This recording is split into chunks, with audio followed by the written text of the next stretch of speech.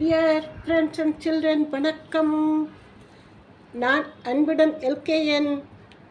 எல்லாரும் எப்படி இருக்கீங்க? சேஃபாக இருப்பீங்க. எல்லாருக்கும் பொங்கல் நல்வாழ்த்துக்கள். இன்றைக்கி நம்ம பார்க்க போகிற video Hindi spoken plus grammar 3 language 1 in 3 Tamil, English, Hindi 3மே நீங்கள் இதில் படிச்சுக்கலாம். நல்ல ஆப்பர்ச்சுனிட்டி, மிஸ் பண்ணாதீங்க. இப்போவும் ஒரு கான்வர்सेशन बातचीत स्कूल में बच्चों के बीच में ஸ்கூலில் பசங்க அதாவது ஸ்டூடெண்ட்ஸ் என்ன பேசிக்கிறாங்க குழந்தைங்க அப்படிங்கிறத பற்றின ஒரு கான்வர்சேஷன். பள்ளி சிறுவர்களுக்கிடையே between the school children. ஹிந்திலையும் படிச்சிங்க, தமிழ்லையும் படிச்சிங்க, இங்கிலீஷ்லேயும் படிச்சிங்க. இது மாதிரி உங்களுக்கு 3 லாங்குவேஜும் 3 in 1 படிச்சுக்கிறதுக்கு ஒரு நல்ல சான்ஸ். ஓகே, போகலாமா? பாட்சித் கான்வர்சேஷன். ராஜா கேட்குறார். இதில் ஒரு பையன் பேர் ராஜா, ஒரு பையன் பேர் ரமேஷ். கேட்குறார், தும்ஹாரா நாம் கியா ஹை? தும்ஹாரா நாம் கியா ஹை? உன்னுடைய பெயர் என்ன?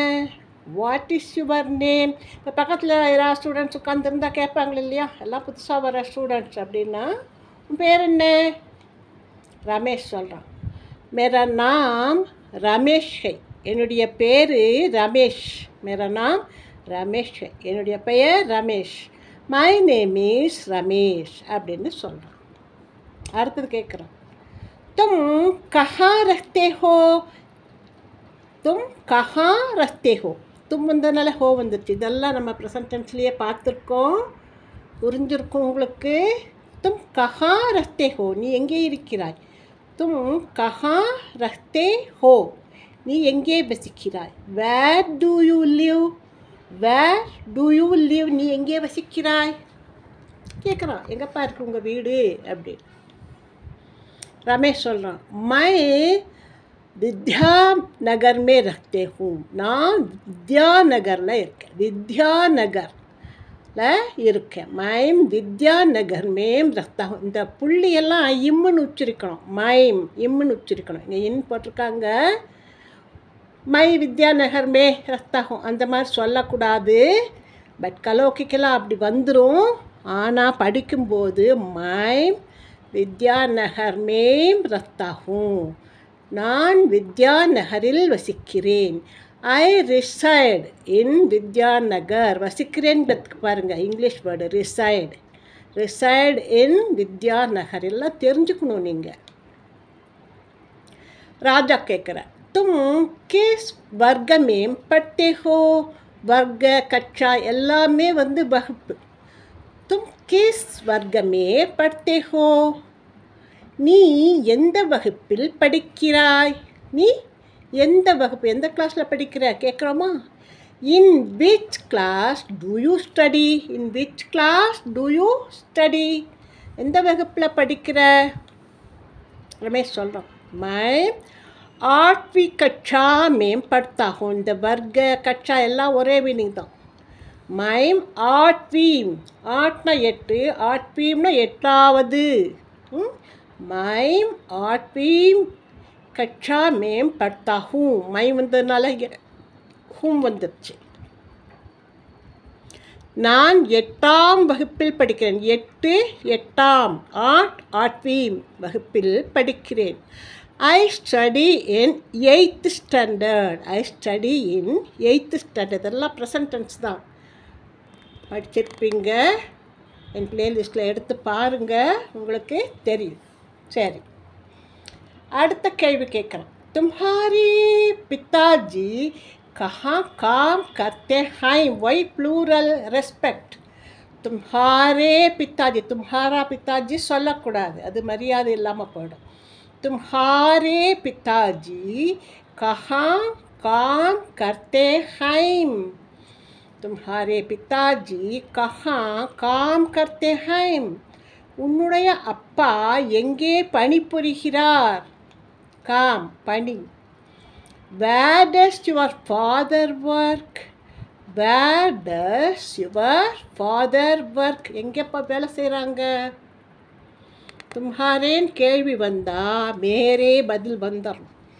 मेरे पिताजी भारत संचार विभाग में काम करते हैं. भारत संचार विभाग में काम करते हैं. मेरे पिताजी भारत संचार विभाग में काम करते हैं. என்னுடைய அப்பா தொலைத்தொடர்பு துறையில் பணியாற்றுகிறார். Telecommunication, Bharat Sanchar, post and telegraph department இருந்துச்சு முதல்ல.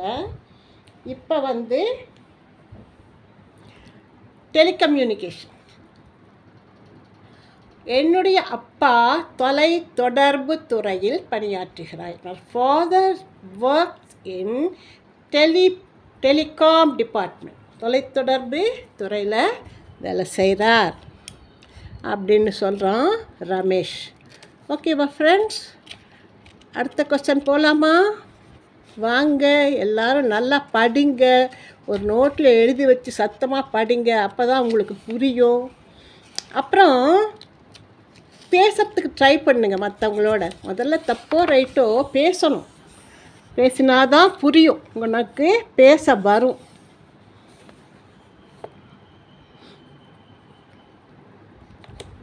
உங்களுக்கு பேச வருமா அப்படின்னு டவுட்டே வேண்டாம், கண்டிப்பாக பேசுவீங்க. அப்புறம் சொல்கிறான் ராஜா, तुम मेरे घर आओ, तुम मेरे घर आओ. நீ என் வீட்டுக்கு வா. ஃப்ரெண்டான உடனே வீட்டுக்கு வா அப்படின்னு கூப்பிட்றான். You come to my house. நீ என் வீட்டிற்கு வா, you come to my house அப்படிங்கிறான்.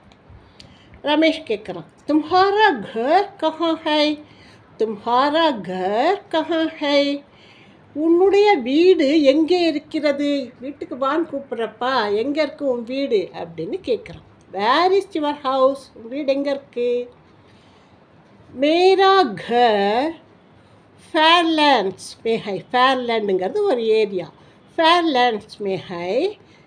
எஹ்லோ மேரா பத்தா, இந்தா என்னுடைய அட்ரஸ் அப்படின்னு சொல்கிறான். மை கர் ஃபேர்லேண்ட்ஸ் மே ஹை.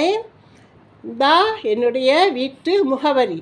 என்னுடைய வீடு ஃபேர்லேண்ட்ஸில் உள்ளது, இதோ என்னுடைய முகவரி அப்படின்னு சொல்லி அவனுடைய வீட்டு அட்ரஸ்ஸு கொடுக்குறான். ஜரூர் ஆவுங்கா. ஜரூர் நிச்சயமாக, கட்டாயம், வரேன், ஃபியூச்சர் டென்ஸ். ஜரூர் ஆவுங்கா, கட்டாயம் வருவேன். Definitely come. அட்ரஸ் கொடுத்துட்டு இல்லையா, நான் கண்டிப்பாக வரேன். ஓகே, இது வரைக்கும் நாம் பாட்சிட் கான்வர்சேஷன் பார்த்தோம். அடுத்த லெசன் பாருங்கள், உங்களுக்கு தேவையான ஒரு லெசன். हिंदी में बोलना आता है. हिंदी में बोलना आता है. ஹிந்தியில் பேச வருமா? Can you speak in Hindi? அதுக்கு தான் இந்த ஹிந்தி லெசன் போட்டுட்ருக்கேன் நான். பாடமாகவே வந்துருச்சு. ஹிந்தி மேம் போல்னா அத்தா ஹை. ஹிந்தியில் பேச வருமா உங்களுக்கு அப்படின்னு கேட்குறாங்கன்னு வைங்க. என்ன சொல்வீங்க? ஆமாம், நான் ஹிந்தியில் பேசுவேன் அப்படின்னு சொல்லும்.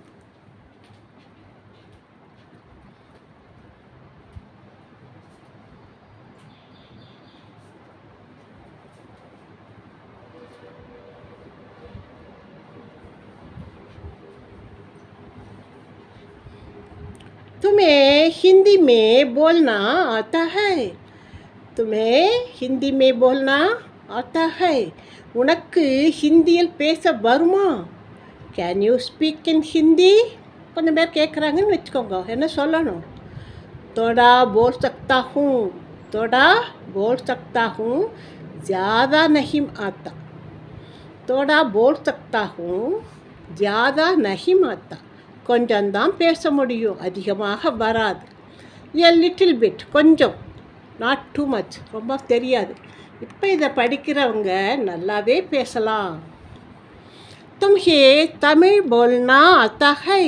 தும்ஹே தமிழ் போல்னா ஆத்தா ஹை. உனக்கு தமிழ் தெரியுமா? உனக்கு தமிழ் பேச வருமா? Can you speak Tamil? நஹி மாத்தா, இல்லை வராது. அப்போ என்ன தான் தெரியும் அப்படின்னு கேட்குறான். நஹீம், வராது. காண்ட், நஹி மாத்தா, வராது. எனக்கு தமிழும் பேச வராது. तुम्हें मेरी किसी मदद की ज़रूरत है. तुम्हें मेरी किसी मदद की ज़रूरत है. அப்போ உங்களுக்கு ஏதாவது உதவி தேவையா? ஹிந்தியும் தெரியாதுங்கிறீங்க, தமிழும் தெரியாதுங்கிறீங்க. அப்போ உங்களுக்கு என்னுடைய உதவி தேவையா? तुम्हें मेरी किसी मदद की ज़रूरत, அவசியம் இருக்கா? உனக்கு என் உதவி ஏதாவது தேவையா? Do you need any help from me? இந்த மாதிரி கேட்கணும். மொழி தெரியாதவங்க யாராவது நீங்கள் வெளியில் பார்த்தீங்கன்னா அவங்களுக்கு நீங்கள் ஹெல்ப் பண்ணணும். சப்போஸ் மொழி தெரியாமல் யாராவது இருந்தாங்க, இங்கிலீஷ் மட்டும்தான் தெரியும் அப்படின்னா, ஃபாரினர்ஸ் யாராவது வராங்கன்னா நீங்கள் இந்த லோக்கல் லாங்குவேஜில் அவங்களுக்கு ட்ரான்ஸ்லேட் பண்ணி ஹெல்ப் பண்ணணும். அதுதான் இந்த லெசனுடைய ஒரு இம்பார்ட்டன்ட், நாம் தெரிஞ்சிக்க வேண்டிய விஷயம். ஓகே ஃப்ரெண்ட்ஸ், இப்போ கொஞ்சம் ஹிந்தி கிராமர் பார்த்துட்டு அடுத்த எபிசோடுக்கு வருவோம். ஓகே,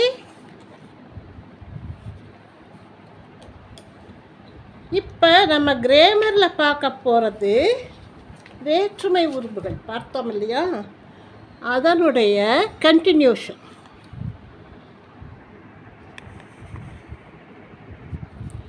Lesson 7, தி பொசசிவ் கேஸ் எண்டிங்ஸ், அதாவது 6ஆம் வேற்றுமை உருபு.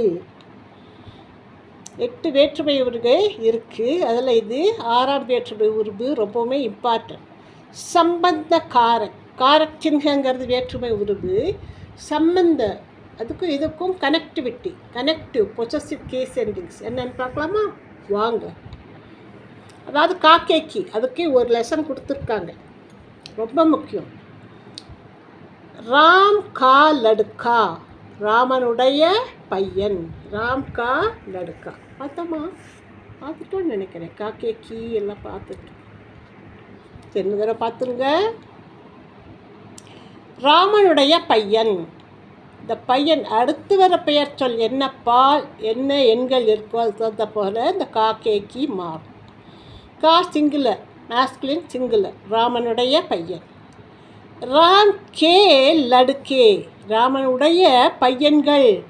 லடுக்கே ப்ளூரல், அதனால் கே வந்துச்சு. ராம் என்ன பால் என்ன ஜெண்டர் எதுவுமே பிரச்சனை இல்லை.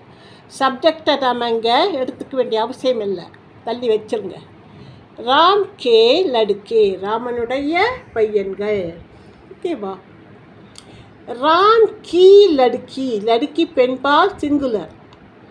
ராம் ஆண்பால் தான், ஆனாலும் நம்ம என்ன சொல்லணும் அப்படின்னா ராம் கி லடுக்கி அப்படி தான் சொல்லணும். ராமனுடைய பெண். இங்கே ராம் கி லடுக்கியாம், ரமாஸ் டாட்டர்ஸ். லடுக்கியா ப்ளூரல், அதுக்கும் கீ தான், ராமனுடைய பெண்கள். அடுத்தது சீதா கா பாயி, பாயி பிரதர். சீதா பெண்பாலாக இருந்தாலும் கூட பிரதர் ஆண்பாலுங்கிறதுனால கா பாயி தான் வரும். சீதாஸ் பிரதர், சீத்தையின் சகோதரன். அடுத்தது இப்ராஹிம் கி காய், இப்ராஹிம் கி காய். இப்ராஹிமினுடைய பசு, பசு பெண்பால். இப்ராஹிம் ஆண்பால் தான், பிரச்சனை இல்லை. இப்ராஹிம் கி காய். அப்புறம் ராம் கே கர்மேம், அடுத்து வர வேற்றுமை உருவு வந்தாலும் இந்த கா கே ஆயிடும். இது ஒரு விதி, நியம். இன் ராமாஸ் ஹவுஸ், இன் மேம்பர் ராம் கே கர்மேம். ஓகே. சீதா கே பச்சோம் கா, இங்கே கா வர்றதுனால பச்சோம் ப்ளூரல், சீதா கே பச்சோம் கா. இதெல்லாம் நீங்கள் படிக்க படிக்க பேச பேச உங்களுக்கு சரளமாக வந்துடும். ரொம்ப கஷ்டம் அப்படின்னு நினைக்காதீங்க. பேசும்போதும் படிக்கும்போதும் உங்களுக்கு சரளமாக வந்துடும். Don't worry about it anything. ஓகேவா? லாங்குவேஜ் எல்லாம் படிக்க படிக்கத்தான் உங்களுக்கு வரும். ஒரு சொல்லை அடுத்து வரும் பெயர் சொல் ஆண்பால் ஒருமையாக இருந்தால் அங்கு கா உபயோகிக்கப்படும். கே அடுத்து வரும் பெயர்ச்சொல் ஆண் பால் பன்மையாக இருக்கும் பொழுது காவை அடுத்து வரும் பெயர்ச்சொல் ஏதாவது வேற்றுமுறுமை கொண்டதாக இருந்தாலும் கா என்பது கே என்று மாறி உபயோகிக்கப்படும். கி. அதை அடுத்து வரும் பெயர்ச்சொல் பெண்பாலாயிருந்தால் ஒருமை பன்மை இரண்டிற்கு முன்பாக கி உபயோகிக்கப்படும். இதுதான் காக்கே கீனுடைய விதி. எக்ஸசைஸ் பயிற்சிகள் கொடுத்துருக்காங்க. அதை நீங்கள் ஃபில்லப் பண்ணுங்கள், எழுதி பாருங்கள், உங்களுக்கு கண்டிப்பாக புரியும்.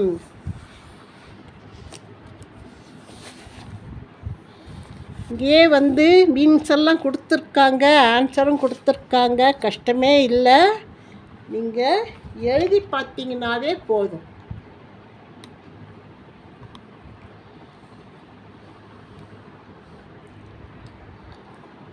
மைம் கோபால் டேஷ் பாய் ஹோம். மைம் கோபால் கா பாய். நான் கோபாலருடைய சகோதரன். ஓகேவா? கோபால் கா பாய். रज़िया अब्दुल डैश बहन है. रज़िया अब्दुल की बहन है, ये ना बहन पेन पर. शरीफ डैश दो भाई मैसूर में रखते हैं. अब प्लूरल वंदर्ची के. शरीफ के दो भाई मैसूर में रखते हैं. ஷரீஃபினுடைய 2 சகோதரர்கள் மைசூரில் வசிக்கிறார்கள். लव और कुश सीता के बेटे थे. लवनम कुशनम सीताविनुடைய பையன்கள் வைத்தே पास्ट टेंस. आप डैश लड़की डैश नाम क्या है. आपकी लड़कों का नाम क्या है. இங்கே की வரணும், இங்கே का வரணும். आपकी लड़की का नाम क्या है. उमा डैश बाप कहाँ रहते हैं. उमा के बाप पिता எல்லாமே அப்பா தான். पिताजी बाप எல்லாமே. उमा के बाप कहाँ रहते हैं. உமாவினுடைய தந்தை. मोहन के घोड़े का दाम 200 रुपये है. மோகன் உடைய குதிரையின் உடைய விலை. அப்போ இங்கே கா வந்ததுனால இந்த கா கே ஆயிடுச்சு. मोहन के घोड़े का दाम 200 रुपये है. 200 ரூபாய். ஓகேவா? புரியுறதா உங்களுக்கு? उमा गाय डैश दूध बहुत मीठा है. उस गाय அந்த பசுவினுடைய பால். उस गाय का दूध. गाय பெண் பால் தான், ஆனால் दूध ஆண் பால். இது எப்படி கண்டுபிடிக்கிறது ஆண் பால் பெண் பால் அப்படின்னா இந்த முடிகிற சென்டென்ஸ் முடிகிற இடத்த வச்சு நாம் கண்டுபிடிச்சிக்கலாம். मीठा है. उत्तर भारत की स्त्रियाँ पर्दे में रखती है. पर्दाना मुक्काड़ पटकर. उत्तर भारत வட இந்தியாவில் பெண்கள் முக்காடு முக்கட்டான்னு சொல்லலாம், பர்தான்னு சொல்லலாம், அணிந்து கொள்கிறார்கள். नूरजहाँ डैश पति का नाम जहांगीर है. नूरजहाँ के पति का नाम ஜஹாங்கீர் ஹை. இங்கே ஏன் கே வருதுன்னா இங்கே ஒரு கா வந்துருச்சு, அதனால் நூர்ஜஹான் கே பத்தி கா நாம் ஜஹாங்கீர் ஹை. ஓகேவா? புரிஞ்சுதா உங்களுக்கு?